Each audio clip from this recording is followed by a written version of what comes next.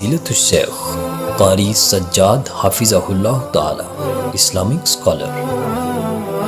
بسم اللہ الرحمن الرحیم۔ اسلام سے پہلے معاشرے کے اندر عورت نام ہی ایک شرمندگی کی علامت بن چکا تھا۔ کوئی حقوق نہیں تھے، کوئی عزت نہیں تھی، کوئی احترام نہیں تھا، حتیٰ کہ جینے کا حق بھی نہیں تھا۔ بیٹی پیدا ہوتی تھی، زندہ درگور کر دیا جاتا تھا، منو مٹی تلے سلا دیا جاتا تھا، دفن کر دیا جاتا تھا۔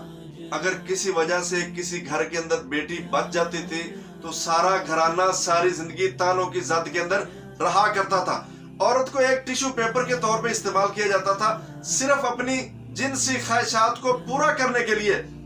جو بیٹی اپنے باپ کے لیے شرمندگی کا باعث بن چکی تھی اس وقت اس معاشرے کے اندر، اس بیٹی کو رب تعالیٰ نے بہترین تحفہ قرار دیا اپنی طرف سے اس باپ کے لیے، یَہَبُ لِمَن یَشَاءُ إِنَاثًا، کہ رب تعالیٰ کی طرف سے یہ ایک بہت ہی بہترین عمدہ تحفہ ہے انسان تیرے لیے بیٹی کی شکل کے اندر۔ اور جس بیٹی کی وجہ سے باپ اپنا منہ چھپاتا پھرتا تھا، وَإِذَا بُشِّرَ أَحَدُهُم بِالْأُنثىٰ ظَلَّ وَجْهُهُ مُسْوَدًّا وَهُوَ كَظِيمٌ، کہ جب ان کو بیٹی کی خوشخبری دی جاتی ہے ان کے چہروں کے اوپر سیاہیاں پڑ جاتی ہیں، وَهُوَ كَظِيمٌ، اور یہ ظالم اپنے دلوں کے اندر پتہ نہیں کتنا غصہ چھپائے ہوئے ہوتے ہیں۔ یَتَوَارَىٰ مِنَ الْقَوْمِ، اپنی قوم سے چھپتے پھر رہے ہوتے ہیں، مِن سُوءِ مَا بُشِّرَ بِهِ، اس خوشخبری کی وجہ سے جو بیٹی کی شکل کے اندر ان کو دی گئی ہے، جن کو یہ ظالم بری خوشخبری دے رہے تھے۔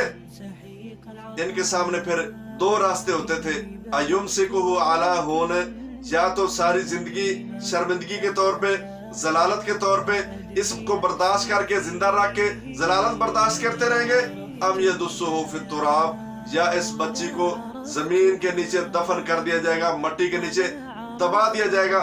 جو بیٹی اتنی خطرناک صورتحال اختیار کر چکی تھی اپنے لیے بھی اور اپنے خاندان کے لیے بھی، اپنے باپ کے لیے بھی، اپنی ماں کے لیے بھی، اس بیٹی کو اسلام نے آ کے جنت کا سرٹیفکیٹ بنا دیا اپنے باپ کے لیے، کہ یہ تیری طرف سے بیٹی، رب کی طرف سے تجھے بیٹی دی گئی ہے، یہ جنت کا سرٹیفکیٹ ہے تیرے لیے۔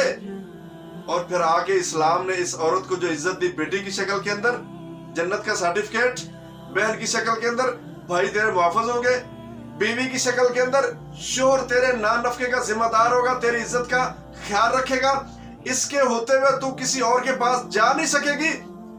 ماں کی شکل کے اندر اس عورت کے قدموں تلے اسلام نے جنت رکھ دی۔